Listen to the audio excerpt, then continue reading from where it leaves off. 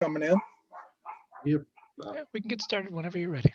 Okay, I think we are ready. So I'm going to introduce, first we're going to just introduce myself and then give the professors a chance to introduce themselves. Then I'll give you a little bit of background on Devon. We'll start a little conversation, and then he's going to shift to a drawing board view, and we'll watch him draw a reanimated mech, and we'll chat with him the rest of the way. So I'm John Hart.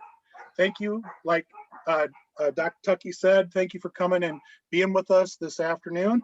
We've got a couple more events going on. I'm the coordinator of Concatenation Convention. We call them this year the Slow Con because we started in November and we're going to end here in about 2-3 weeks. So it's been a nice, long, slow journey. We've had several events. We had John McCrae, who's one of our artist friends from Birmingham, England, by the way of Belfast. And then we've had a speaker about improvisation. We've had just a lot of different professors speaking about galvanism and microbiology type of stuff, viruses, all these cool things. So, and they're all on our website, which is jacksonconcon.org. You can check them out. They're under the past stuff page. So we've got 2 more things left. We're going to have a drive-in at some point. We got to figure out the location, and that'll go up on the site. The 24th, we have Science Fiction and Fact of Frankenstein with a professor from Indiana University, which should be quite entertaining. I'm going to throw it over to Steve Tuckey, and he can introduce himself. And there you go. Steve, it's to you. Hey everybody, my name is Steve Tuckey. I'm a professor at Jackson College, and along with my 2 esteemed colleagues, Steve, the other Steve, and John, we've been working on putting together kind of community events, not just for people at the college, but for the wider community. And now that we're virtual, a very much wider community. We've had people literally from around the world tune in for Concatenation Convention events. And this really is the coming together. That's what concatenation means, the bringing together of things that might not necessarily fit together. So you might not think of reanimation and giant robots, but they do go together. And we're going to learn about how they go together and ways to think about that today. So we're really glad that you're here, and we hope that you enjoy this presentation. And we hope that you'll be able to join us for the next couple of presentations.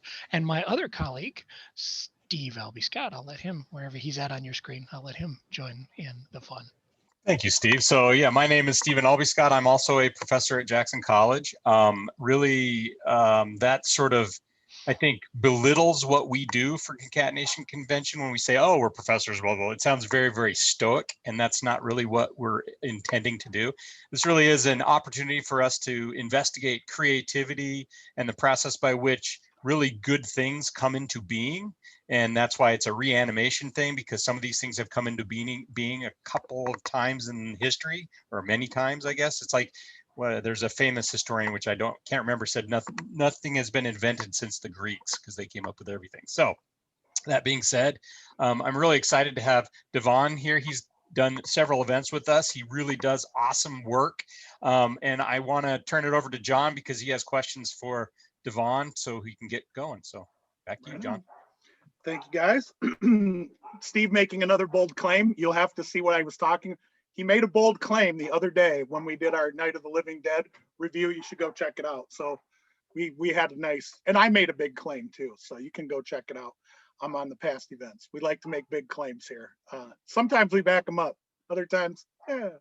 So yeah, I just wanted to kind of reiterate, Devon's been with us at several of our con-cons as a guest in our artist row. He goes back with me to the Nostalgia Inc., our local comic shop way back. We've done trivia nights together and had beverages after our trivia nights together. So I've known him for a little bit. I'm so excited that he accepted to be our guest. So Devon, you want to give a little intro of yourself and just talk about how you got into art and some of your influences?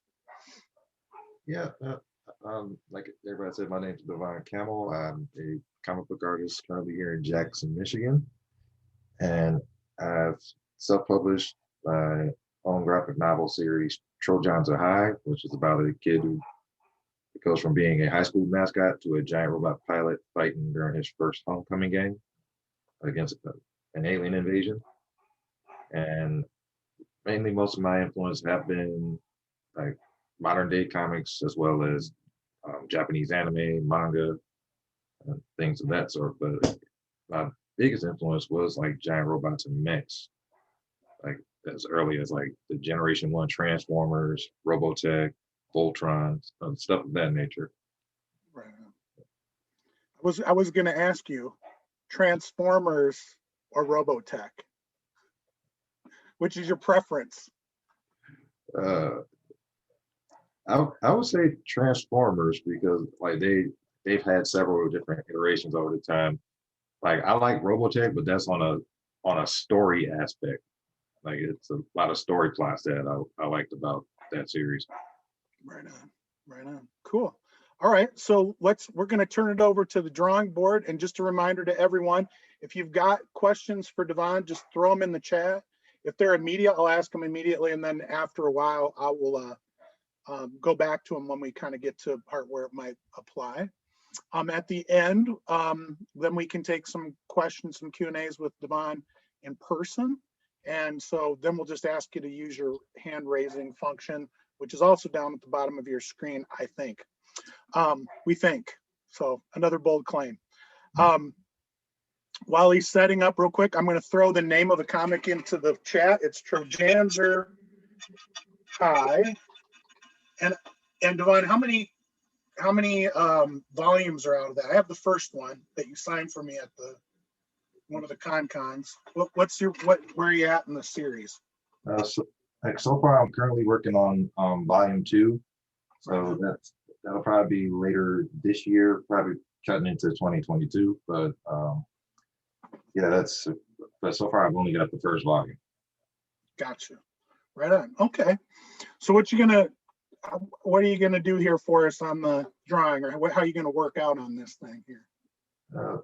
Because I was thinking about because the whole thing's like reanimated mechs, and also with the King Kong and Godzilla movie, I wanted to do like a reanimated Kaiju style monster that was reanimated with like cybernetic parts.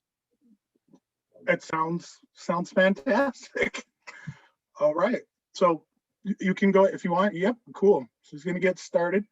We were talking right about before everybody got on, and I think we were talking about King Kong Godzilla. So if you haven't seen it yet, spoiler alert. Okay, so if you don't want to hear me, I don't know how you turn me off, but I don't know. So anyways, what did you think there about Mecha Godzilla in that, Devon? What did you think about that character? I loved it. It was way better than what I saw in Ready Player One when they had that cameo. Right on. Yeah, and then I was going to ask you about this kind of related to giant robots. One of my favorite things in giant robots and kaijus, because I'm excited that you're going to do this kaiju, is I love the first Pacific Rim a lot. Yeah. Hey, John, do you want to give people background on kaiju, what that means? Oh, yeah. It's a cultural phenomenon from Japan. So yeah, kaijus are giant. Well, help me out if I'm getting it wrong, everybody. Just giant monsters, I guess. And in some of the different parts of the genre, they have all different kind of origins. So some like rise from like in Pacific Rim, if you haven't seen that, spoiler alert, they actually rise from the chasms in the ocean, and they're going through kind of like an otherworldly bridge. So they look like they're coming from the ocean, but they're actually from a different dimension. And then in just other things, they're just giant monsters. So probably Devon remembers this too, but Shogun Warriors used to be a big robot, big mech thing, and what they were really called as Mazinga back in the day. And so they would fight giant creatures, and they'd fight other giant robots, and then they would, go wrestle with buildings. So the biggest kaiju of them all, right, is Godzilla. And Godzilla came about because of a radioactive I'm not sure. I think radioactivity, and there were a lot of giant monster movies in the 50s because of the concerns with radioactivity and the atom bomb. So they thought that radiation would make things giant. So I'm thinking like Them, the movie Them with the giant ants. There's some giant lizards, but they actually were like really tight close-ups of small lizards. So what I was talking about with Pacific Rim, as I was getting going there, is that what I thought was so impressive about Pacific Rim is the creature design. And that creature design is actually from by a guy from Michigan. Guy Davis is one of the designers for that. And he had a bunch of their comic books. And then,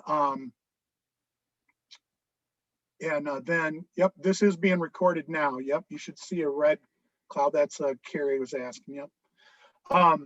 Is that the kaiju's in it, the scale was so incredible. Like I think every other movie has done scale like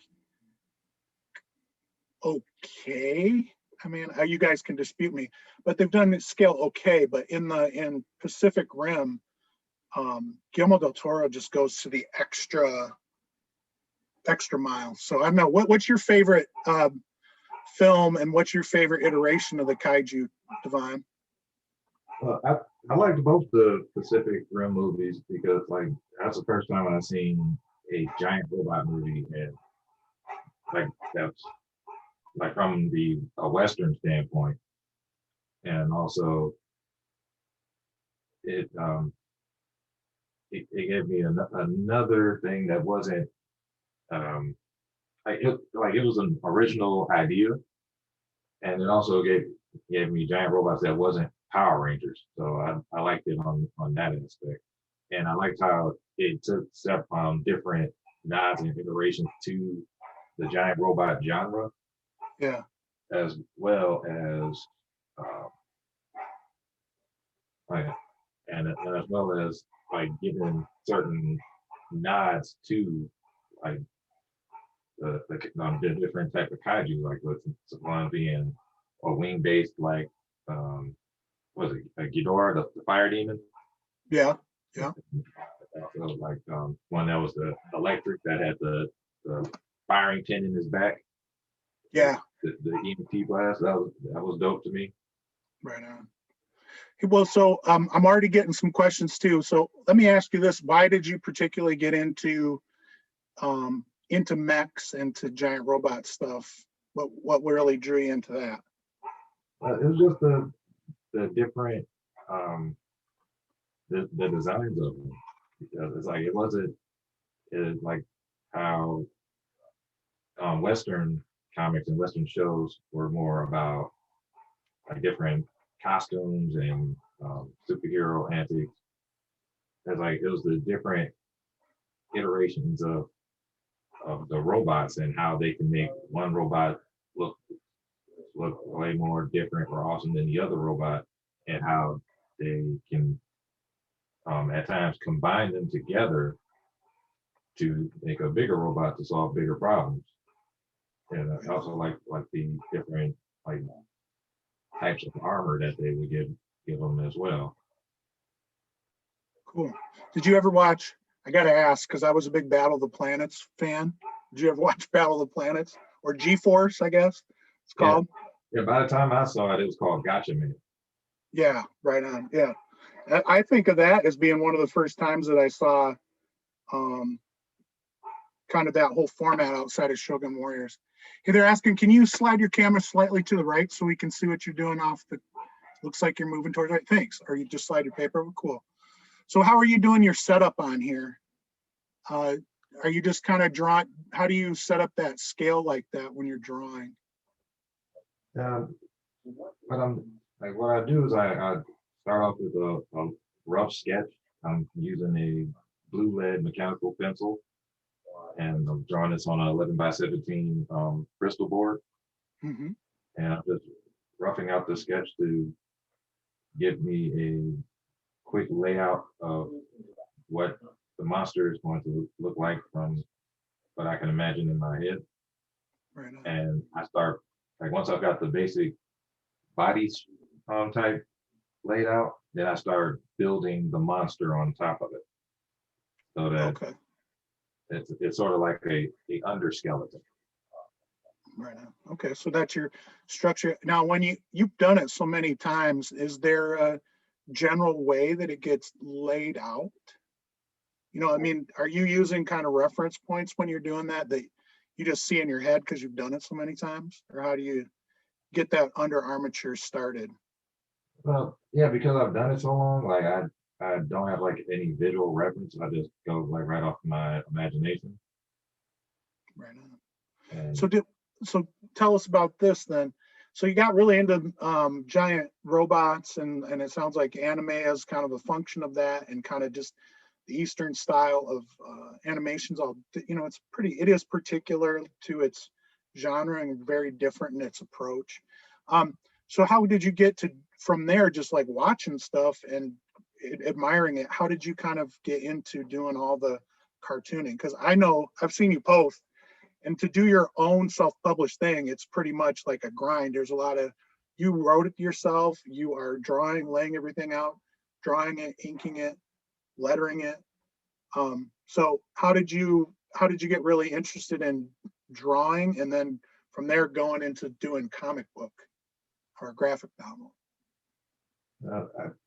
I got interested on that aspect from like watching a bunch of like documentaries, especially the ones around like Marvel Comics and how they went around to creating their books, and the strategies that they implemented to get their work seen and to get published. So I think a better version of that would be the Image Comics documentary, because they were all the top 7 artists in the comic book industry, and they branched off and did their own thing. And so I like studied a lot of that stuff over the years, and just started building up my software and all the tools that I would need to start off on my own journey. I haven't seen like stuff that I liked in comics. I haven't seen a lot of it, so I decided to just take the opportunity and put the work out myself to see what I don't see. Yeah, that makes sense. So you like to see your own turn on it and what you're looking for in comics. So tell us, so don't give it all away, because we want people to go buy the graphic novel. We don't want we want a preview. We don't want the whole thing. Tell us about what it is that you wanted to see in comics and what you wanted to put in your own comic. And I wanted to see something that was that just like Pacific Rim is like a love letter to like the giant robot mech genre. And also I wanted to see something that was kind of grounded in a inner city, as opposed to like upscale, like an upscale big city, because it's like all the big chaotic things only happened in metropolitan areas, like as if any crazy things didn't happen in small rural towns. So I wanted to like represent this, like the small city scale, and have like this big giant fight in the middle of a small city as well. Gotcha. Very nice. Hey, John. Seems like it would be more comfortable, right? At the very least, for the poor mechs to, have some room to throw a couple of elbows out there. We got cornfields. Come on out. Feel free. Less people death, more cows, right? There you Yeah, go. there you go. So, John, can you give some background on? So, I don't think people realize what Devon is doing is extremely difficult, as far as not just the drawing and talking at the same time, but the fact that he's doing all of the work for the comic that usually takes teams of 5 to 6 people just to put a comic together.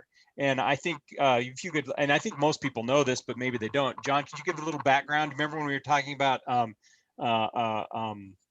the process that most of the comics or the artists that we've talked to on how they get their stuff into the big comics? Sure. Well, I can give a little background now, and I'll throw it to Devon too, because it's the process in big comic houses.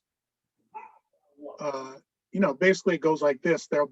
There'll sometimes be a plotter, like somebody that will just lay out a general plot. They'll have somebody script it, which means then if you've ever been in a play or seen like a screenplay script or any kind of things like that, there'll be some description, and then there'll be people talking, and then there'll be light descriptions of maybe the background. Now that it really depends on the writer. Sometimes the writer will let the artist have, like, you know, carte blanche. She's like, hey, it's a giant monster, draw a giant monster, right? And do whatever you want in the background. It's this city or this place.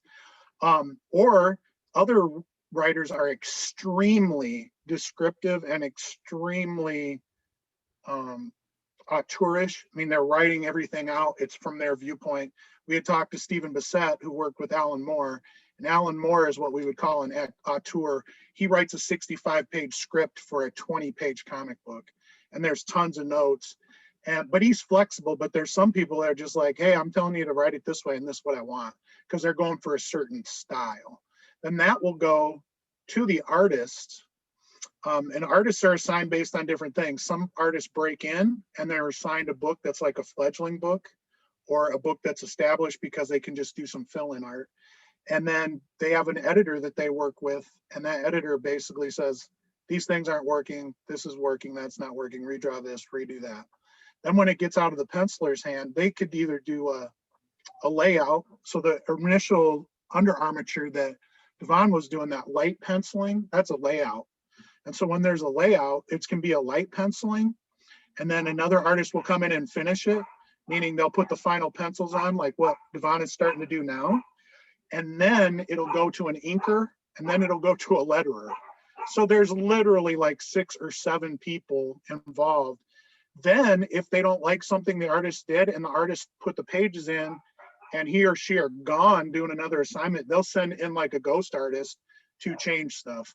And if they don't, or it doesn't meet the standards of like what they want a character particularly to look like, so they'll do all that. So basically Devon is doing all that. And so he's doing the plotting, the scripting, the editing, the penciling, the layouts, the breakdowns, the final pencils, the inking, and the lettering. And then what the other step is, once that's all done, that's packaged and then it's published. And so then the publisher, what their job really is to shoot all the plates and make sure that everything's correct in the viewfinder. And then when it's shot and printed. And so Devon he handles all of the pieces of that. So what Steve Albie-Scott is saying is that's an incredible amount of work. And this is like a passion project, right? This is not Devon's only job. How long have you been doing art like this, Devon? I've started back when I was like, I've been drawing since I was 7 years old. Okay. I first became intrigued by like drawing comic book art itself around 6th grade. And I didn't really pursue it professionally until I got into my early 20s. Nice. Yeah, and you've had some training from a bunch of different sources. What kind of training do you get that allows you to know, as John was talking about, all the different jobs? Did you just kind of make it up as you went along? Did you read something? Did you talk to people? How did you figure this stuff out? It was a combination of a lot of those things. Like the majority of it was studying different tutorial books, and also when I first started going to comic book conventions, like I really got into the sort of business side of it, and I started talking with other professional artists and listening to their journeys, and started applying what they told me to my personal journey. That's so fascinating. Watching you kind of add, it's almost like you're building the anatomy out from the inside. And so you've transitioned from kind of physical, like the anatomy of a humanoid creature, like the musculature, and you can see the joints. And now you're adding kind of the more mechanical, the robotic stuff. So in terms of your training, your background, did you take any like anatomy or physiology classes, or have you read up on a lot of that stuff, or is this mostly just from observing? Yeah, a majority of it is self-taught, and then I've also have just taken basic art classes, and in fact, I recently completed a course before COVID at Jackson College. The basic drawing, I think it was basic drawing one. Yeah, And Tom McMillan Oakley couldn't be here, but he said Devon's awesome. Tell him I said hi. So he sends his best.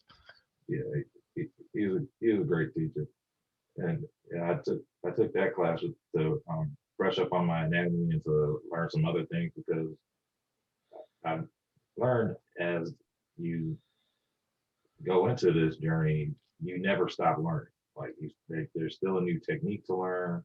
You're just going to be inspired by something else. So I just keep putting pen to paper and just seeing what sticks. Oh, that is so cool. Hey, Devon, could you tell me, you were referring to some of the comic conventions. I know when you self-publish, you don't have a distributor except for yourself, right? So tell us how that works going to, conventions, and what you would kind of do at conventions, and what you hope to get out of conventions when you go as an artist. Can you tell us that? Yeah, sure. When it comes to actually, like after I've gotten the book published and printed, I go to Comic-Con and set up a table at Artist Alley,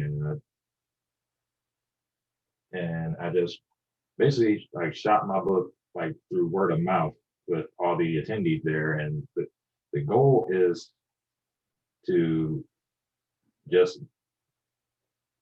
get the book in people's hands, and also to show them that not all comic books are of one particular genre, and that there's something out there for everybody. But then when you're at the convention too, right? I've had you do a couple, but you do commissions. What else would you be doing because you're out, when I've seen you at conventions, you're always working on some kind of sketch or working on preview art. What else do you do at the convention?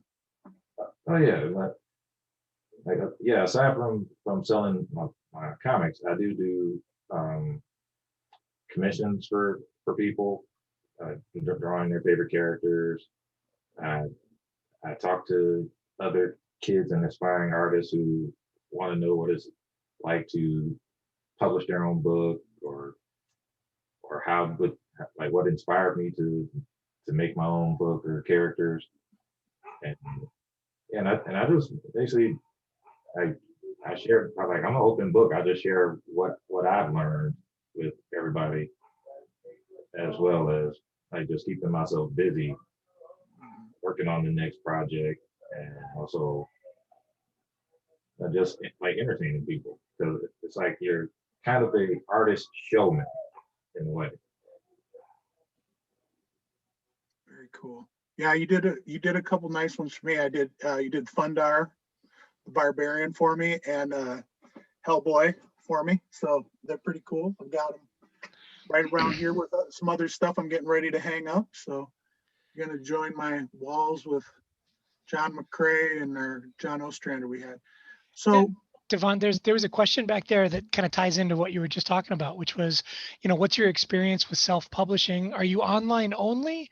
And if not, how do you get, prints on shelves, not just maybe in your immediate local area? How have you, worked to break into markets outside of, immediate, Jackson area? Well, as far as like the self-publishing part, There's a printer that I work with in Plymouth, Michigan. It's called Greco Printing, and their comic book side is Comics Wellspring. They handle all my physical printing, and I'm currently not available online as of yet. I'm still like working on that aspect of my business because I'm working on books in different genres as well. So I'm looking to branch out into something like Amazon. So you're talking more like a print on demand is what you're saying? Is that what Yes. you're saying? Yes. When you did your first print run, what did you decide to do? How many copies did you print? How have the sales gone, and where are you at in that process? Yeah. What I did when I first did my print on demand, I did a run of 100 copies. The sales, depending on which convention I did, they either go up or down, because also to keep in mind when you're self-publishing a comic that you're still competing with major books. Like somebody's really invested in your story when they could have taken another issue of Spider-Man or Justice League, but they decided to check out your book instead. So even though you're publishing your own work, you're still competing with heavy hitters. Right. So, do you still have copies available, and how would people get your book currently? Yeah, I don't have any physical copies available at the moment, but I can get them printed up like on demand when people would like to purchase a book. And I'm So also, do they just contact you on Facebook, or what? How are you doing that whole process now? yeah, they can contact me directly on Facebook, and I can put in the orders of the amounts that people want, and then I can place the order and then ship it directly to them. And even like depending on how many order, I also will throw in like a complimentary sketch as a thank you for their support of my work. I love it, man. It's just coming along. It is just jumping out. I'm trying to look at all the little details, see what you got going on. I can see that it's almost got like an implant in its chest, like it's got a mechanical heart or something. Is that what's going on there? Yeah, it's kind of like a energized power source. So on the scale, like you're drawing on this, but this thing's like what, 30 feet tall, 40 feet tall? I don't know. Like if I had to like plan the background, I'd say it'd probably be like 1,200 foot tall, like Kaiju size. Okay, it's giant. So a question just came in. How many comics do you think you draw a day, or do you draw a certain amount of pages or images? Do you have a target for your daily production? To be honest, I don't really have a target number. If I'm working on a comic book, I at least will make it my business to draw at least 2 pages a day, because because with the way that I'm working, I'm the writer, letterer, editor, all those things. I have to pace myself, because each page is like a still image in the TV show, and you're plotting it out, you're setting the mood, and you're also telling a story. And you also have to be conscious of how you lead the reader's eye line from left to right when you're illustrating the book. And everything has to flow well, otherwise you'll end up redrawing a lot of it. Yeah, I think Stephen Bissett talked about that quite a bit when he was showing us the work he did, and how he would put the plates in, and he would open it up sometimes. And he said, you know, and it really added, it was actually something I didn't even, I mean, I knew they did this, but it was an art form in itself on how he laid it out. Devon, I don't know if you can go back and watch that if you saw it, but I highly recommend it for all the aspiring artists that are here. That's what he used to do. He used to teach people how to do this kind of stuff. And he had a lot of commentary about what you're talking about right now, is paying very close attention to how it's laid out so that you can follow the story, and the movement in the story follows the layout with the way the people are actually reading it and the way their eyes move, like you're talking about. Yeah, because it's different than just drawing like just one simple sketch, because it's just a still image and it'll just stay there.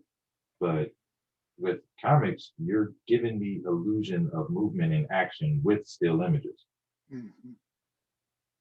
A lot of time compression. Yeah, I was going to ask, how do you do that? And maybe it's a technical thing. I am not at all an artist. I have no capability of drawing. I used to draw just stick figures whenever I had to make diagrams in my classes. So, and they were bad stick figures. But I'm curious how you manage to convey the motion, but also at the same time convey the scale. Because, you know, you watch like a Godzilla movie, and, you know, obviously the old timey Godzilla movies were, you know, people in rubber suits, but how they manage to kind of convey the scale, and not just, you know, having buildings next to these, you know, giant creatures, but being able to get that motion and the scale at the same time. That's got to be really hard to do. A lot harder than drawing just, you know, human-sized creatures and things. Yeah, like as far as like capturing the scale, that's a lot of what even though this is a comic book, like I call it camera work, because you're coming up with creative ways to illustrate scale and the different sizes from either the monster's perspective or the humans down below perspective, even though they're like the size of an ant in comparison to this giant monster of death that's like scaled upon them, towering over a skyscraper. So like that's that's just all in that's all in the layout process as well. Because like some people, like what I like in certain monster books is like the build up to the monster itself. Like you'll see the rumbling of the ground, and or like people falling over because of the power of this monster, and the last thing you see is like the foot, like just barely missing a person as they tower up to the sky, and then there's just instant death right there in your face. Like those type of scenes, it's kind of easier to do with a camera because you just position the camera in different angles, but you have to do that same positioning, except for it's your imagination and a pencil and you're laying it out.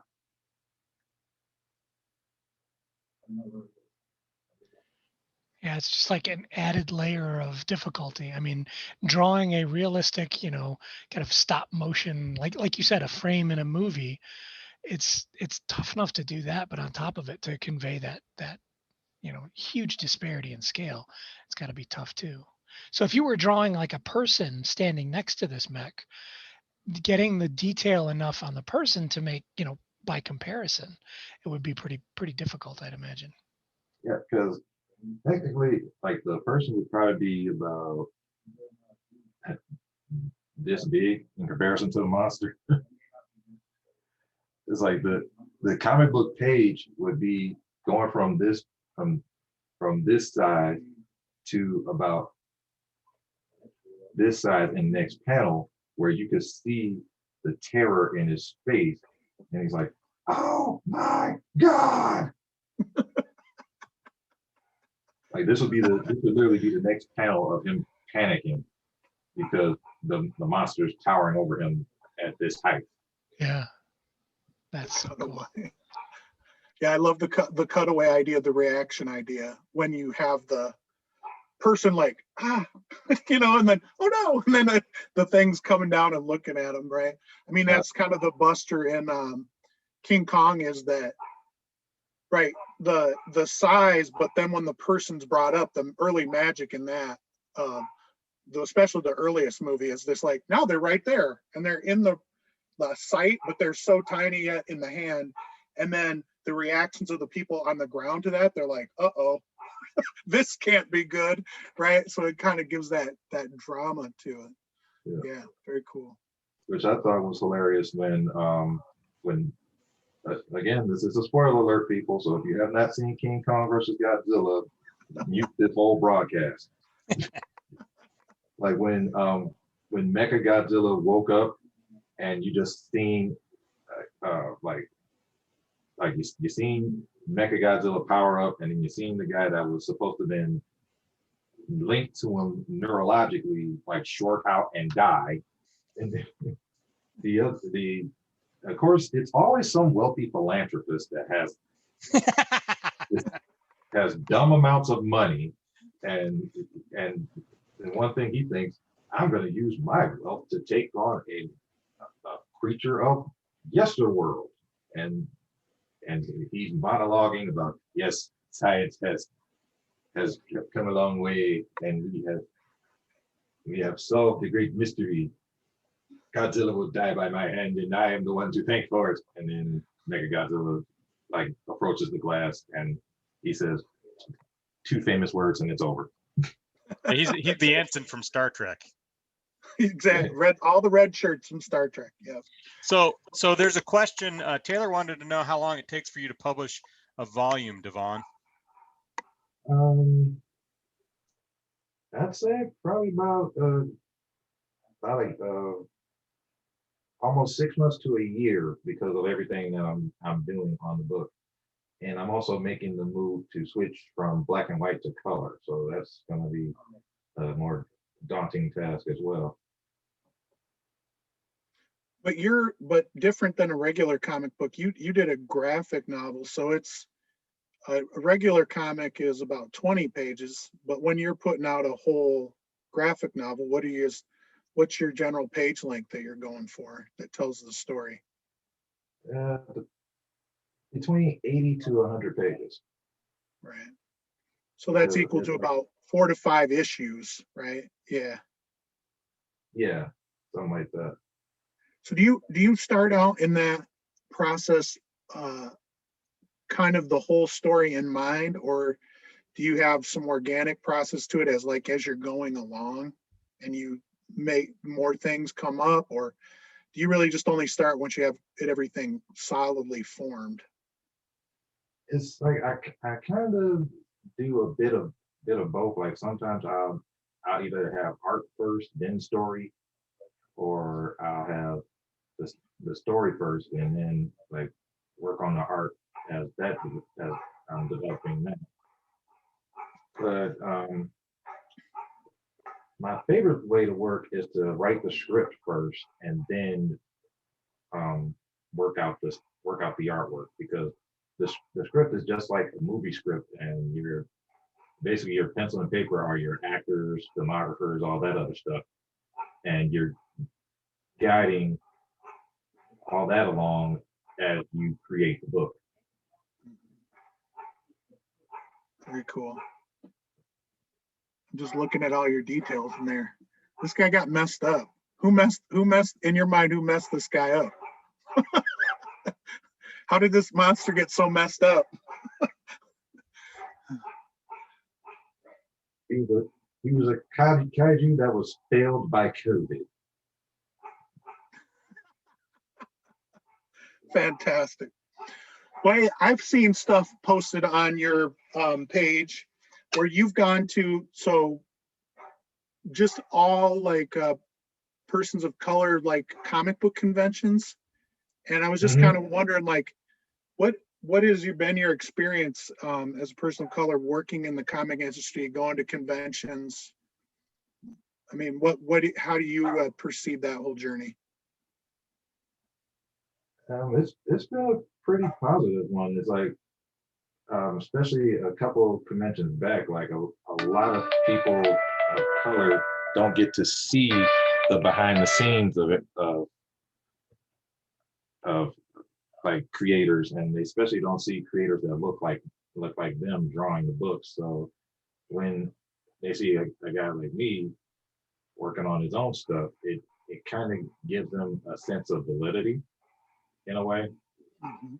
because it's something they never really thought about before. Because like for the most part, it's been the impression that it's always been comics drawn by a Caucasian creator or somebody on the other side of the pond, but nobody like literally in their own backyard. Yeah. Has there been any particular African American artist that's been an influence on you that you've met at conventions or been able to talk to about the whole process of being a professional or doing comics?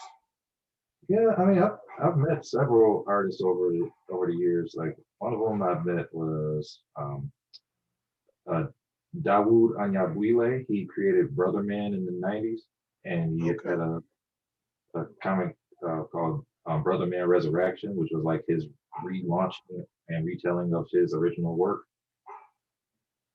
And he was inspiring in the way that, just like me, he didn't see many heroes of color, like from a person of color's point of view. Because yeah, we got Black Panther and Luke Cage, but we and then we also had like Icon Rocket from Milestone, like later on in those years.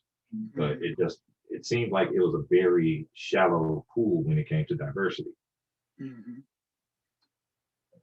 True. Well, I mean, I kind of follow Larry Stroman on Facebook quite a bit. He hasn't done any much work recently, but man, he did a fantastic pass on Alien Legion. And then he had a comic called Tribes, I think it was called. And he does some beautiful work. I mean, just all around. He has a lot of folks that follow him, but there's like Arvell Jones. There's several other creators. Have you met anybody that's worked in Marvel or worked in DC or any of the other major publishing houses? And Um, I've met Arvell Jones at Really Cool Comic Con, okay, and we got to talk about Misty Knight and talked about her being featured in Luke Cage and the Defenders, and how excited he was for the scene when Misty loses her arm. He was like, "Yes." and if you guys don't know who Misty Knight is, right? She's a character in Heroes for Hire, and then she was on the Luke Cage television show as a police officer, and she's been through like a bunch of things with Power Man and Iron Fist. Because one of the first big, I don't know, like black and white duo in comics was probably Power Man and Iron Fist. I mean, if I'm not wrong. I mean, that was like a partner book. And then she was involved in that whole thing and is currently, right, still a big character in Marvel. Yeah, and from what he told me, like Misty Knight predated Storm, like as far as like when they had Really? characters in comics. Yeah, I was trying to figure out where she fell in that. Yeah. Because like I was telling you, Larry Stroman does a lot of commissions, and he does some awesome Storm drawings. I mean, his Storm drawings are phenomenal. Yeah, Very cool. and I did see Larry Stroman had recently did a run on Black Panther too. Yep. And I haven't followed the Black Panther that much, but I know that Brian Steelfree started out on that, and he's a really awesome artist, and then did a bunch of covers. And then of course Ta-Nehisi Coates is just coming off of that run, right? I mean, I think he's finishing up, right? I think it's on issue 25, Wakandan Galactic Empire. And so I know that is like a loaded title there with a lot of talent overall, but like very influenced by people of color in that whole run on that current Black Panther. Mm-hmm. And also, Shuri has her standalone book. Yeah. Yeah, that blew up into a whole bunch of subtitles. Black Panther following the movie, really a lot of stuff. And then I can kind of see, are you watching Winter Soldier, Falcon and the Winter Soldier? Yeah, I haven't seen episode 4 yet. Oh, I won't tell you. I'll not ruin it here, but I was just gonna say that there is certainly a Killmonger influence on that story. Spoiler alert if you haven't seen number 1. But I mean, I feel like the Flag Smashers have a definite Eric Killmonger influence in that whole run. Yeah. Very true. Yeah, because I either see them as like either a Killmonger group or something reminiscent of Hydra. Yeah, yes. I just don't think they're as scientifically involved. I think they're just kind of scooping the serum. You know what I mean? Yeah. So I think they're kind of more like a guerrilla version, like a kind of guerrilla warfare group. Yeah. And I won't give you away 4. 4 is really good, but 3, our last episode, that one was with Isaiah, right? yeah, Isaiah Bradley. Yeah, that was a great one. That's for people that don't know, that's like the kind of the guy after the original Captain America. He's the second Captain America, Black Captain America. And the comic was called Truth. I can't remember who it's written by, but the artist was Kyle Baker, whom I love Kyle Baker. Yeah, actually, Isaiah Bradley predated Steve Rogers in that story. I got you. He predated him. Okay. Yep. And then because they kind of did his becoming Captain America as like a mirror to the Tuskegee experiment. Yes. Yep. That's what I was going to say. It's very much that. But if you guys want to check out some awesome art, it's very stylized, but it's called The Truth, and it's by Kyle Baker. And then Kyle Baker did a bunch of wild stuff for Vertigo. And then he did a reboot of Plastic Man. And then he did this, I don't know if you read this one, Devon, but he did the Nat Turner Rebellion comic. My goodness, that thing is phenomenal. It's a phenomenal art and a great book, and it's a take from an African-American artist on an African-American, civil rights figure. I mean, he's a revolutionary figure. So if you can't, it's really hard to find. It's kind of a low print thing, but you can read it, man. It's his take on Nat Turner's Rebellion. It's really good. Yeah, I have to look that up. It is so good, man. I met Kyle, and he's like a really cool guy. Might have met at a Comic-Con. I can't remember which one. I think in Detroit, maybe the Triple Fanfare. But man, great artist, and he was really accessible. Like you're talking about your experiences. Some people just want to go up and learn, and there's some artists that like it, and there's a lot that don't. Yeah. I've had ones where I'm like, "Hey, can I talk to you?" And they're like, "No, go move along." And I was like, "Okay, so all right, thanks a lot." But yeah, very cool. So now this is what we would call inking, right? Now explain to people what you're doing here. Yeah, with inking, I'm adding the shadows and highlights to give it a more dimensional look, that it's not just a flat drawing, and that you can see some of the boldness and power come out of the image. Gotcha. Now tell me this, because I don't think we talked about this yet. This pencil is blue, right? Yep, it started off as a blue pencil lead, but some people would use a Prismacolor non-photo blue pencil that you can sharpen. And I use mechanical pencils a lot because it just cuts down on the tedium of sharpening. Gotcha. So why do you use blue though? It's like it just became a industry standard. Also because when I mentioned non-photo blue, it helps when I scan the images. I don't get to see the blue line art, just the finished inks when I scan my work in. So it kind of eliminates the need to erase as much, right? Yeah. Because otherwise it can get super messy. I've inked before and I didn't use the blue pencil and I was like, whoops, that's a little, it got a little smeary. It definitely saves me some time and definitely some headache of smudging the art. So now you talked about mostly the stuff you've been working on has been black and white, but you're going to go to color. Yeah. Now, I know that the kind of the overall way that it's been doing now is that people really are going to computerized colorization. Mm-hmm. Is that what you're going to do? Are you working freehand with color, or what are you thinking about doing? Yeah, I'm gonna color it digitally in Photoshop, and I've been experimenting with other programs like Procreate and Clip Studio Paint.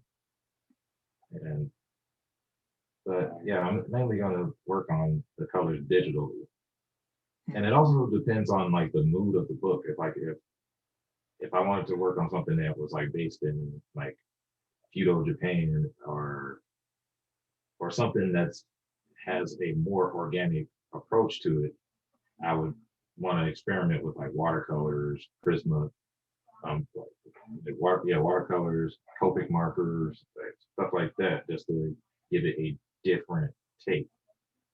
Gotcha. So you're saying by feeling, what's appropriate to the art and the feeling you're going for? Yeah. Okay. Let's go back. I got a question up here from Jerry.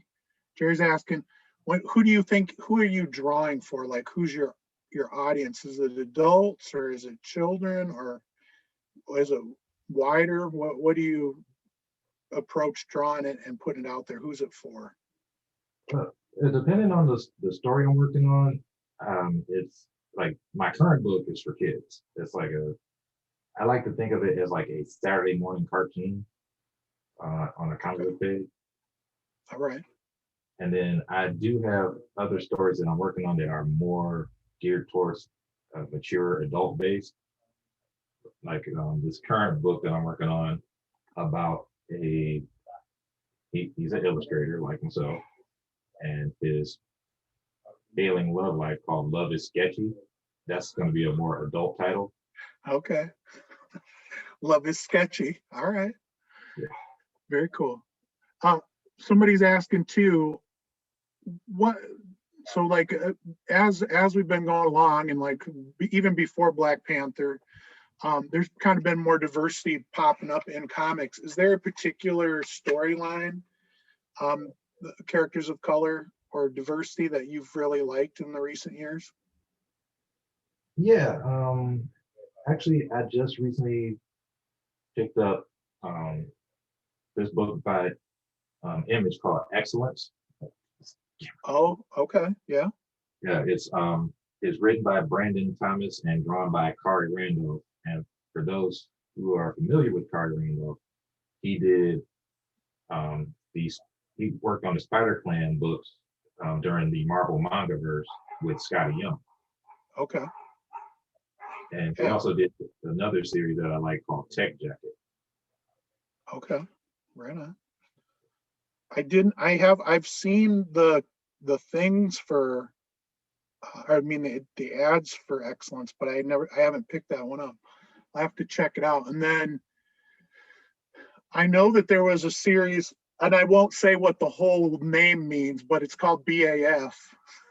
And I don't know if you read, I didn't read it, but I've heard a lot of good things about it. And the second part of BAF is coming out here pretty soon, and that's all African American creators, I think. Yeah, I supported that back when they had the Kickstarter. Right on.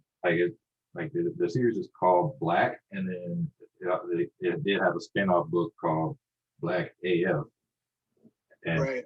and it featured it's a story where it was like, what if all African Americans, like what if all Black people had superpowers, and like what kind of chaos would happen with that, or what stories can be told from that.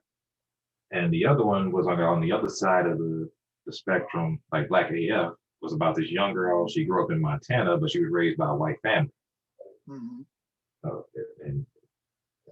And I have not finished the series yet because like the other story arc of it called White just came out not too long ago. Yes, that's the new one. Yeah, that's the second thing that's coming out. Yeah. And so I've got to dive into that. And then there's also a book that's by DC Comics, Naomi. Yeah. Uh, Yep. there- I've heard of that too. Yeah. Yeah, that one was pretty good. It was like a sort of a mystery story revolving around the main character who's a African American girl and realizing that she's not like everybody else in her town. And the origin story behind that. It was a pretty solid graphic novel. So if anybody wants to check that one out, that's a good read. Naomi. Yeah, I'm reading right now Far Sector by N.K. Jemisin, which is a Green Lantern story. And it's pretty lush and the art's really good. N.K. Jemisin has the I can't remember what the book series name is right now, but she also wrote about What About Black Future Month, right? And so she's kind of part of what we call the Afrofuturism movement. And then there's this other woman, I can't remember what her name is. She's Nigerian, and I'm not going to remember her name, but she wrote one about immigrants, but alien immigrants. And then the lead character is an African-American woman, or an African woman, I think, actually.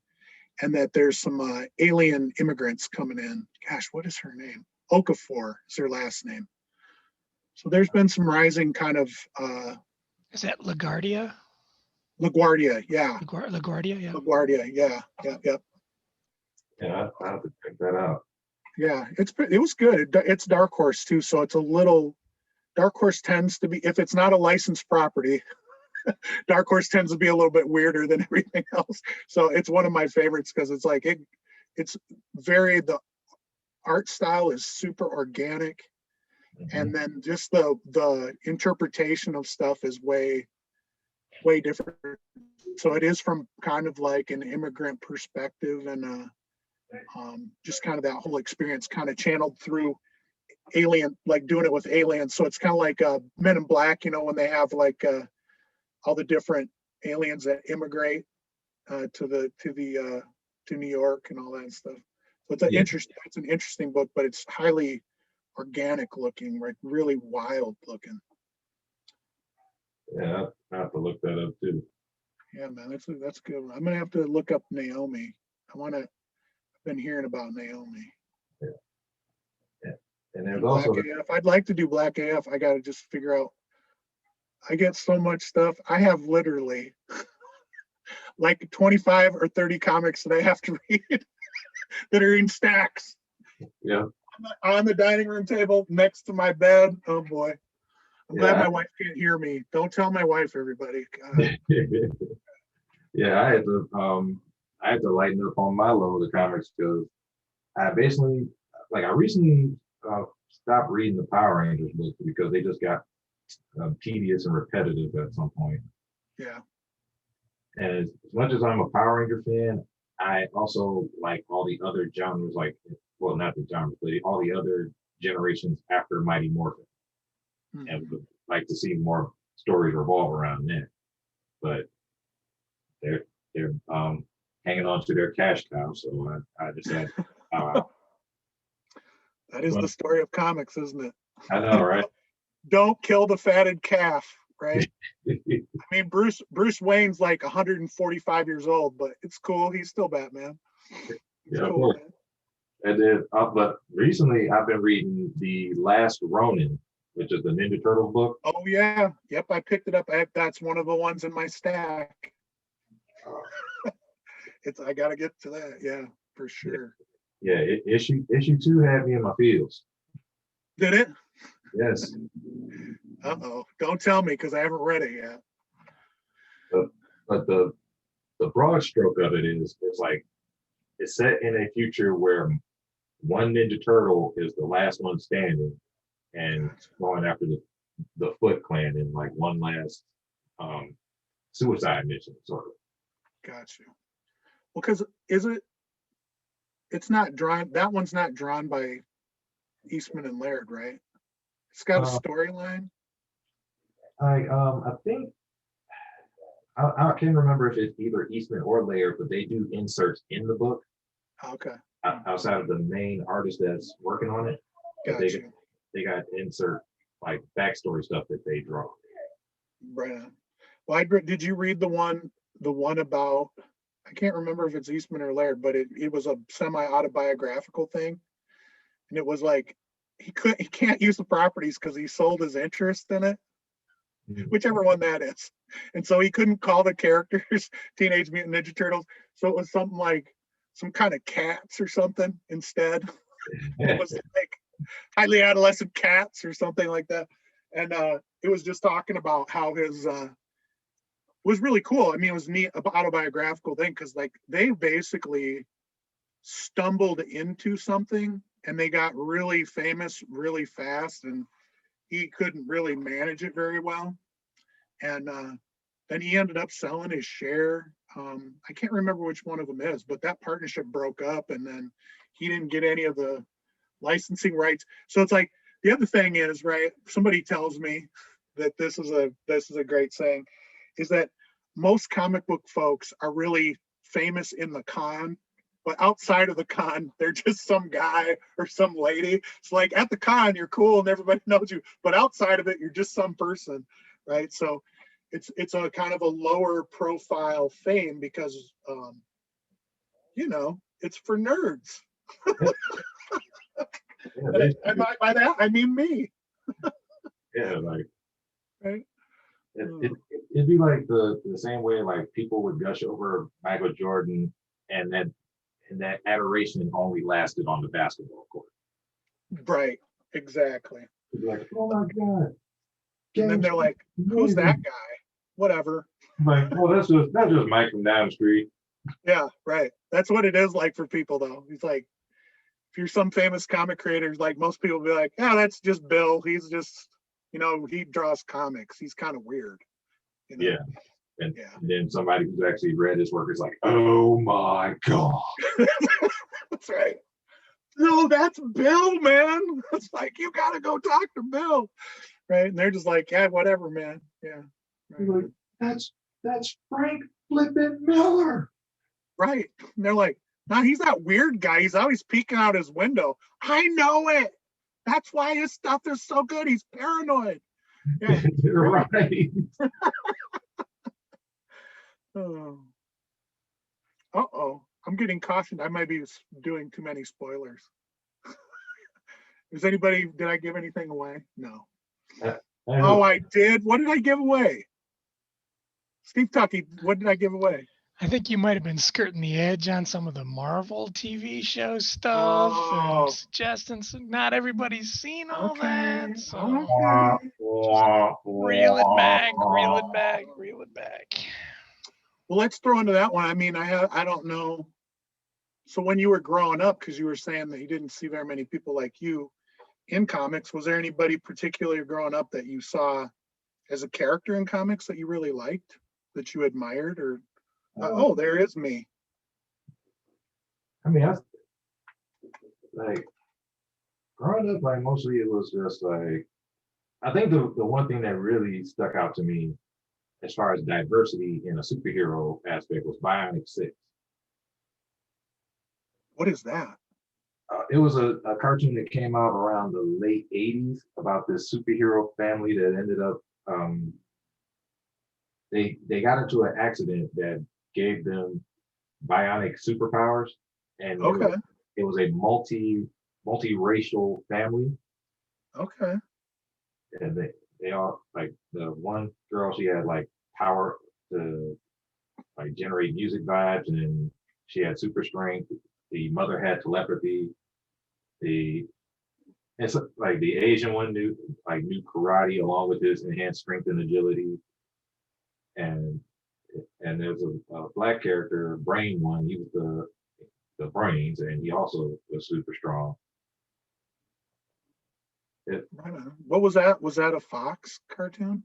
I want to say it was. It like I said, it came out like early in my childhood, but You might be able to find a couple of episodes on it on YouTube. I think it was Universal because I mean that's from my time frame. I do remember it, Devon. I think it was a Universal, so it'd be like WGN or something like that, like Yeah, Chicago or something. It's been a long time, but I do remember it. It's just, but it's so it would be like Universal Studios, but it was Universal Television. Yes, yeah, something like that. Yeah. Was it Bionic Man and Woman related? Or I don't just remember. totally not? I mean, I was like, I was a youngster then, so I don't really. I mean, I'm surprised, John, you don't remember it. That's about the time that you'd be watching those shows I too. know. That's why I was surprised. I was like, I was like, there's some nerd thing I did not watch. Oh my gosh. Okay. My credits slip, my street credits slipping. I didn't know the Bionic 6. Wow, man. I'll have to check it out because yeah. I used to watch when I was young, there was something like that, but it was a figure called Big Jim. I don't know, in the Wolf Pack. Did you guys hear about that? And that kind of had a Native American character, African American character. I think there was an Asian character and then a white character, but it was mostly all around kung fu. So it was like everybody had the kung fu grip. Right. It's actually a thing, everybody. The kung fu, and all their hands look like that. And they could chop, they had a button in their back and they would chop stuff. And one guy had a bow and arrow and the other guy had a whip, and it was crazy. So there was I had some exposure when I was younger to some characters of color, but it doesn't necessarily always come from the comics. Like, I mean, the Falcon with Captain America was one of my first kind of exposure, I think, maybe to all diversity, because some places where I lived, it was just all white people living there. And then when my parents lived at college, we had like a lot of diverse neighbors, which was cool. But in media, yeah, I think in media, it was really like around action figures. Maybe even Star Wars and Star Trek are where I got exposed to a lot of different people, different backgrounds. I mean, in Star Trek, I think this was the bold claim. One of the bold claims that Steve Albee Scott made last time was basically everything goes back to Star Trek. So he said, you want a zombie? I got a zombie. You want a vampire? I got a vampire. They just kept, Gene Roddenberry just kept saying, oh, I can do that. You guys want one guy that's half black on one side, face on one side, and half white on the other? I can do that. We can even reverse it. I can get a guy with weird eyebrows and he's a Klingon, so it's like he was saying that. But really, for diversity, for me, when I was growing up, I think that was one of the first shows where I saw people from different countries, different races, different backgrounds working together to do stuff. So maybe I'll have to accept his bold claim. I don't know. I'll have to think about it. But yeah. But what I was saying, John, is the reason I think Star Trek is so popular is because it does that. It brings in all of these genres in sort of a science fiction way and makes it kind of plausible. And so it's where we have Star Wars, which is more of like the Jedi Knight kind of thing, like the knight in shining armor kind of thing. Whereas Star Trek, I think, brings in engineers that aren't necessarily considered themselves geeks will watch Star Trek. But then if you talk about Star Wars, they're like, oh, dude, no, that's not, that's wizards, man. Yeah, exactly. That's garbage. So that's kind of what I meant by that is they sort of, in Star Trek, they sort of pull in all the genres. So we do that thing with the library where we're talking about different movies and different aspects of reanimation, and everything we've talked about, I can pick a Star Trek episode where that exact thing happened. What you're saying is they're throwing in the kitchen sink. Yeah, exactly. Pretty and it worked. Oh yeah, and Steve Tucky just put on here Spawn, man. Oh yeah. Oh yeah, Spawn. That was a major character. Yeah, go ahead. Yeah, man, I loved that. I got to tell you, when I was younger, I loved that soundtrack to the movie, one that had Michael J. White in it, and they were gonna kind of try to reboot that. But man, that was a cool soundtrack because it was like kind of electronica with rock and roll. So I loved it. And then with rap, and just like Blade. Blade's one of my favorites too. Like, I think that movie Blade, the original Blade movie, I was in love with that movie. And the soundtrack on that movie is awesome because it was a crossover soundtrack. I loved it. Yeah, I like the original Blade and Blade 2. Blade 3, you can That doesn't exist. You refuse to accept that it exists, eh? Yeah, You didn't like Dracula, man? I did not like Dracula monster up top with leather pants. It's like he was gonna go dip acid after he killed Blade. It's like Right. no. He was going to a raven right after that, right? It's Right. like the park ranger where they wear the tie and the shorts, like the mullet. Doesn't work. It didn't Like the work. mullet. Business See up what top and then party in the back. But what I was hoping is they're going to go to Tomb of Dracula and we'd get the whole Blade thing with Hannibal Yeah. King and all that good stuff. I mean, the thing that killed Blade for me is like, Ryan Reynolds is Hannibal King. I'm like, no. I just can't. I can't happen. Wesley Snipes is Blade. Yes. Yes. Ryan Reynolds is Hannibal King. No. I didn't notice it until now. Ryan Reynolds was practicing for Deadpool in that movie. Exactly. But he's always practicing for Deadpool. Yeah. That's what I think. I'm like, he's got one gear, and that's Deadpool. And he didn't know it, but that's the only reason he went into acting, because he's always doing Deadpool. Yeah. To be the sarcastic jerk in every movie. For real. That's like his whole deal. And I mean, and could anybody ruin Green Lantern harder than that, man? I'm just like, come on. to his defense, I'm not gonna blame him. I'm not. No, you can't blame him, but man. Then, right, we don't ever get to see Stewart as a Green Lantern because they're never going to do another Green Lantern. It's just not going to happen. Thanks, Ryan Reynolds. So, because I love that. I love the John Stewart Green Lantern, and I loved Cosmic Odyssey when he was in that, the one that Mike Mignola did. And then all the stuff where he thinks he's going to go to war on that one planet, and then it's like he runs up to the yellow power source and everything kind of goes south from there. Yeah. And I loved him in Mosaic. See, when you get a nerd talking to other nerds, it just gets terrible, because then I start remembering all these things I haven't thought about in a while, because you can't really talk to other people that aren't nerds about this, because they start looking at you really weird and they start going to sleep. And so it's kind of sad. So anyways, do you have something, Steve Tucky? Like, yeah, see, look at that. He's falling asleep on me.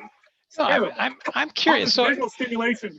So as I'm watching you create this, large scale beast, and I'm thinking about all the mechs and all of the kaiju and Godzilla and all the monsters, there is so much of and now hear me out, there's so much of an emphasis on physical conflict and battle, and these things are so huge compared to their surroundings, compared to their ecosystem.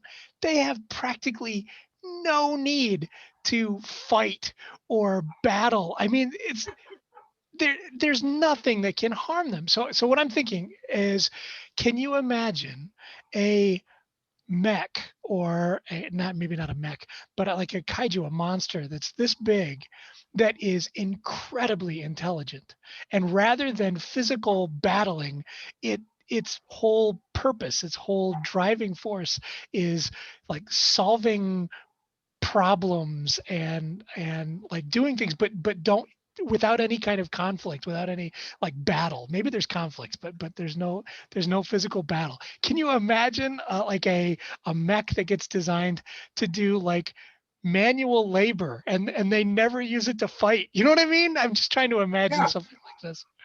So that's kind of like Alien. You remember when they had the big mechs, but they were actually driving them. They were loaders, but no exactly. AI or anything. But yeah, they did manual thing, and then but it's always they turn that into some offensive weapon at some point, right? So it's how do you make a chair for something that big?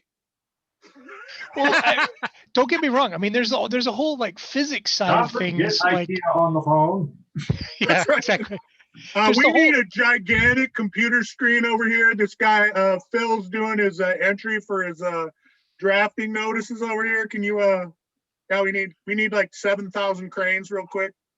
Well, I mean, there's a whole, physics and biomechanics side of things. Like a creature that's this big, if you scale up something that looks like a human, there is an upper limit at which, Right. the bone Correct. structure just Right. can't hold up, the skeleton can't hold up that stuff. And so the design of the creature has to change, in order to kind of physically exist. And I'm wondering, aside from my earlier question about, imagining a mech or a Godzilla who's actually really smart, puts on glasses and sits down and reads books instead of, battling. But no. I'm just imagining, what would a design for a creature look like that takes into account the fact that, the surface area to volume ratio becomes a major problem when creatures get too big. And, Steve, you can probably talk more about Yeah, this from the biology side. So we do a little lab where we, it's a mental laboratory where we say, okay, if you're a flea, and we know a flea can jump 330 times its size, and so we figured out, like, if you're a 6-foot human, you can jump, like, 480 feet or something like that.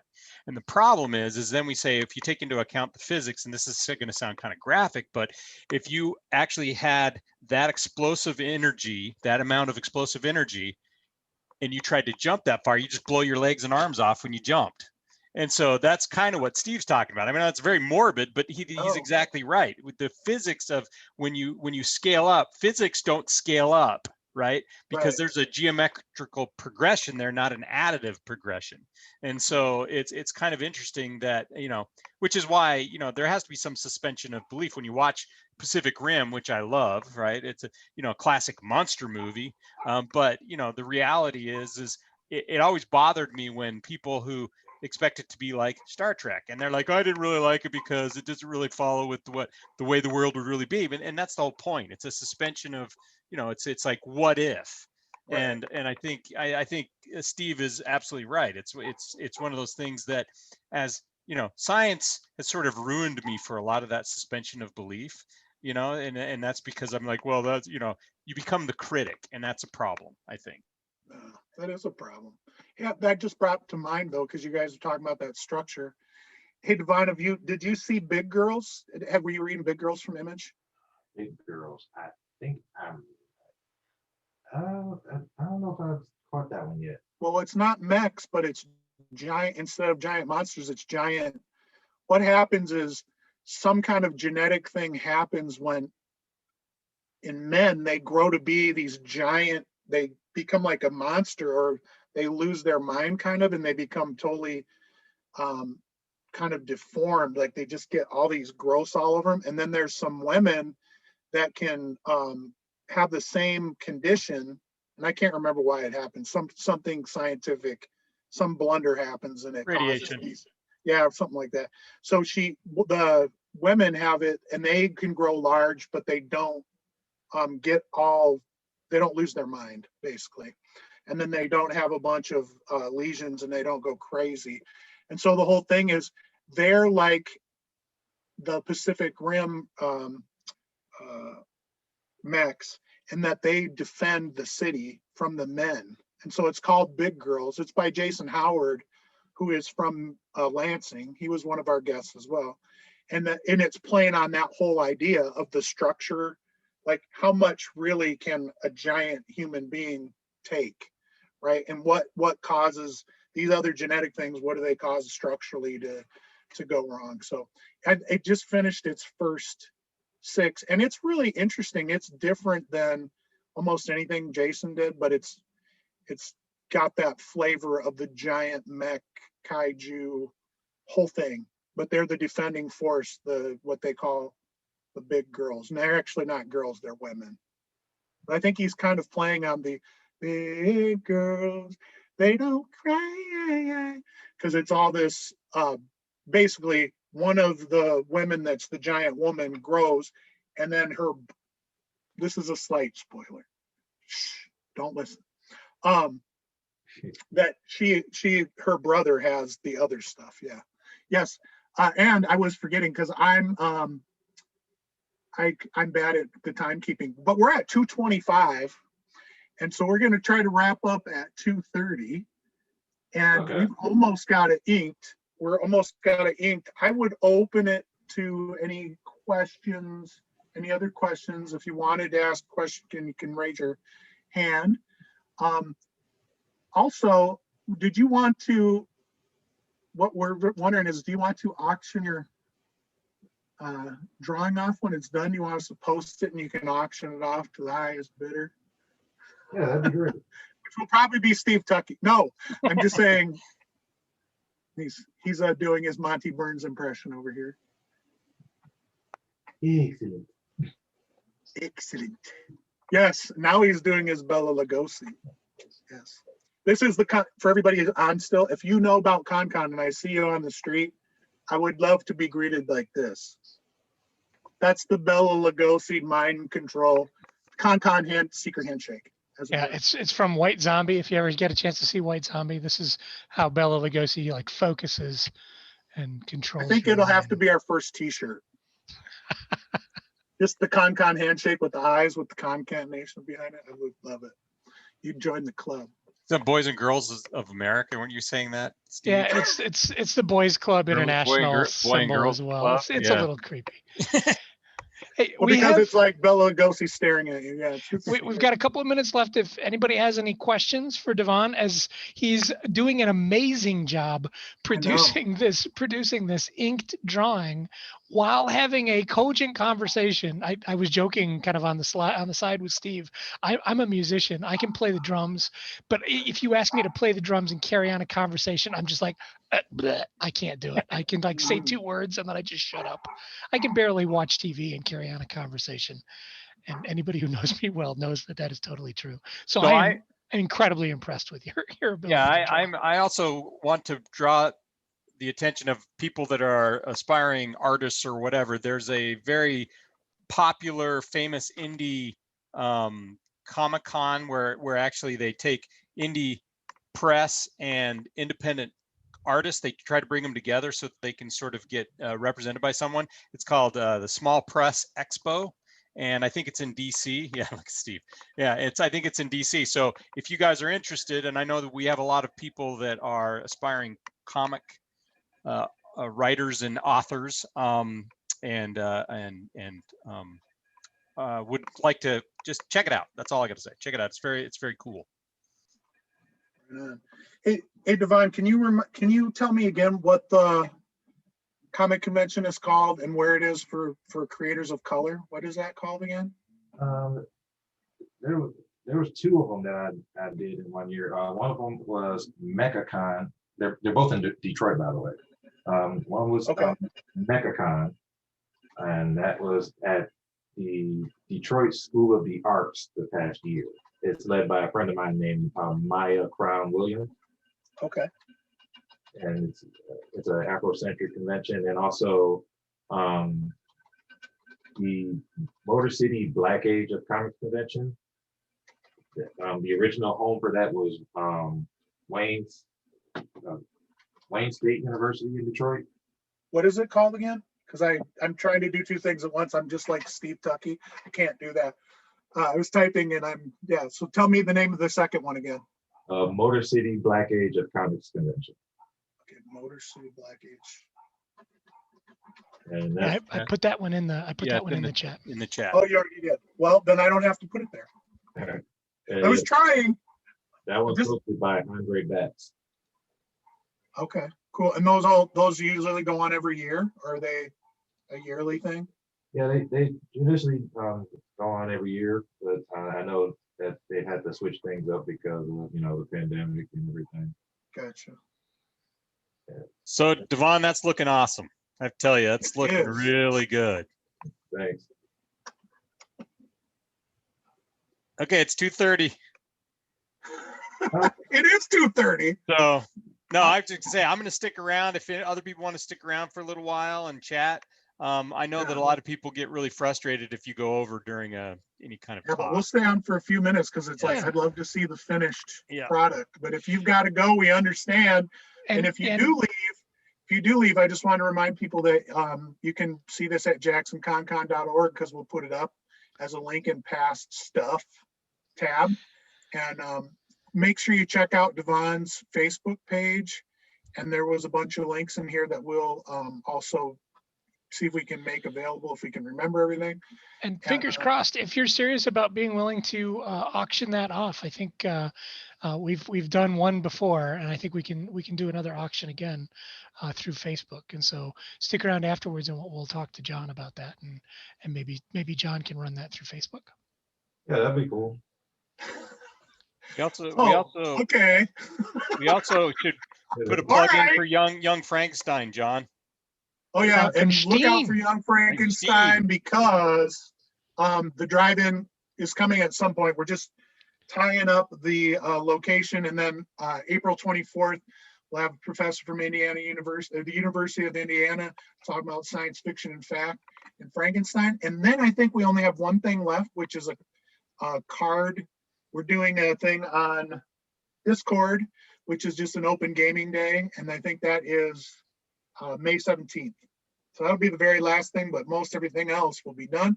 So if you want to stick around, cool. Devon's got, I think he's actually the first person that did it from beginning to end, because I think that we had John McCrae start early, and John worked all the way to the end. So no pun, well, pun intended, Devon's a machine. I had to work it in there.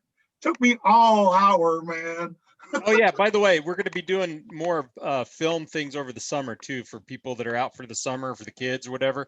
We watch old horror films, and then we critique them and talk about the science and science fiction related stuff related to those old horror films or science fiction films. And if you guys want to attend, it's through the library, but we plan on doing, I think, 3 or 4 of them over the summer. So one a month. I don't know how far we took that, but that was the last discussion. The last time I think we will be doing that. And then if you're interested and you're a writer and you know people, we'll probably be doing a I guess a writing contest to get published in a little chat book in the fall. And so we'll keep you abreast of that. That's going to be I think Upper Elm, middle school, high school, and college students. And then there might be a senior bracket for everyone that's outside of college, which is mostly everybody. Yeah. So anyways, thanks everybody for coming. I really dig it. And we're just watching them ink up, man. It is looking outstanding. It is super cool. Watch our Facebook page for the auction. I mean, my problem is I get watching them and then I forget to ask questions. Today has been like, what am I doing? Oh, I'm watching him draw this. I'm gonna pin it, like Steve was saying, you can pin it in a speaker view. So I'll shut up and then Devon should talk so we can watch him in bigger. Say something, Devon, so we can see it in big style. Right. So if you go, let me say, if you go up into the picture of the person that you're watching, so if you go to Devon's picture while he's drawing, you click on the 3. You can just do it from there. Yeah, you just click on it and you can say pin this, and it'll just pin it to the main speaker. You Things also want I to go to just the learned. yeah, you also want to go to the speaker view and hit the view and hit speaker view so it's large. Otherwise, it's tiled. It's gallery view. Whoa. So what are you using to ink there, Devon? It's a pen called a Fudenosuke brush pen by Tombow. Okay. So it kind of has is that a stiff, does it have kind of a stiff bristle on it, or is it like a solid? No, it's soft. Okay. And it can spread out. So it's like a pen that acts sort of like a paintbrush. Yeah, sort of like that. Like it doesn't spread out too far, but it just gives me just enough to give me a difference in line depending on my hand pressure. Okay, so we have somebody asking, and I'm not even going to attempt to spell it, but April is asking, what's the name of the pen? Can you spell it? Because I'll mess it all up. Yeah, Fudeno. Let's see. Yeah, Fudenosuke. Okay. Yeah. Fudenosuke, is that what it is? Fudenosuke pen. What kind, or is there another part of the name for it? Yeah, Fudenosuke. Okay, Fudenosuke. Yeah, I recently just picked this up at Michael's today. Oh, did you? Okay. Yeah. So it's around here, yeah. Yeah. Cool. So, and you work in a kind of what I would call a very clean style, right? Yeah, I mean, you have very solid lines. You have your cross hatching and your emphasis, but it's not really like scratchy or I guess are very, very line heavy. It's very clear like what you're going for. yeah, I'll go for it's like a clean, detailed style. Right. Yeah. So not like a lot of cross hatching across stuff or really overly done like that. Because there's some people or slightly abstracted. Yours is kind of very defined and detailed, but very clean. Yeah. Style is what I would say. Yeah. This is kind of like I knew Jason Howard for a while because he kind of did the same thing like you're doing. Is he just went and shopped his artwork all around at conventions, and he had this is the style that he started with, super clean, detailed look like this. And then as he worked on other stuff, like he did trees and this big girls, he has gotten so line oriented. Like his hand must be really tired. I got to tell you that. But it's gotten very like much more dense, as I guess what you would say. Very scratchy. Like he did trees, and that thing was so scratchy, almost to abstraction in some parts. Yeah. Yeah, and I met Jason around the time he was still doing Super Dinosaur. Yeah. Right. Yeah. Yeah. And then he kind of went away. He did Invincible Wolfman. Astonishing Wolfman, Invincible, and then he did the dinosaur book, and then he kind of went into trees and started getting a little bit more scratchy, almost towards like a Guy Davis thing where it's really liney. Wow, that is awesome, man. Are you done inking it? Yep. Okay, can you just like do kind of a from the top and then like kind of bring it all, like start at the top and then go all the way up so we can see the whole thing section by section? Sure. Let's see. Thanks. Very cool. Very cool. Right on, man. Very cool. Very cool, it. Devon. Looks great. Very cool, man. Hey. So don't mess with COVID Kaiju blues. Right there. That's the Kaiju blue, the COVID blues right there. Right. Sweet. Very, very cool, man. Very cool. Right on. All right, y'all. Well, I think we've reached the end. We're gonna stay on. The professors and Devon and I are gonna stick on here. But everybody else have an awesome day. Look for the finished piece on Facebook and on our website. And based on what our conversation here, we'll probably have it up for auction. So everybody have a great Saturday. It'll be nice for about one more minute, and then it's going to rain for like 10 days. Get your arc ready. Get the arc ready. It's going to be rainy. That's right. Thanks so much, everybody, for joining us today. We really appreciate you having us and spending your day with us. Really appreciate it. And thank you very much, Devon, for sharing your talent with us today. Exactly. It was great. Yep. No problem. It was a lot of fun. Very cool.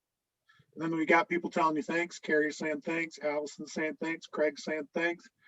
So what we've done in the past, right, is I think we have done some auctions, like people will auction them off and they would benefit the, what is it called? I always say it wrong. The Harriet Meyer Student Fund at the college. I always say the Indigent Student Fund, and everybody gets mad at me, and I'm like, well, I don't know. You sound like an 80-year-old. Come on, an Indigent Student Fund? Come on, what is that? Listen, man, me and Monty Burns are the Indigent Student Fund. No, but I'm just saying it will benefit some students. So what it's for is for when students are in crisis, they can apply for the funds so they can get through for rent or food or whatever. And so we think it's a good opportunity for the artists to help out the students with their artwork that they put on while they were doing the show. So yeah, that'd be cool. I'd like to help out with that. Right on, man. Cool. Cool. Right on. Okay, Okay. guys. Well, See y'all later. hey, thanks a lot, Devon. Yep. It's really cool. Just thanks so much for doing that with us. It was such a delight and a pleasure. And that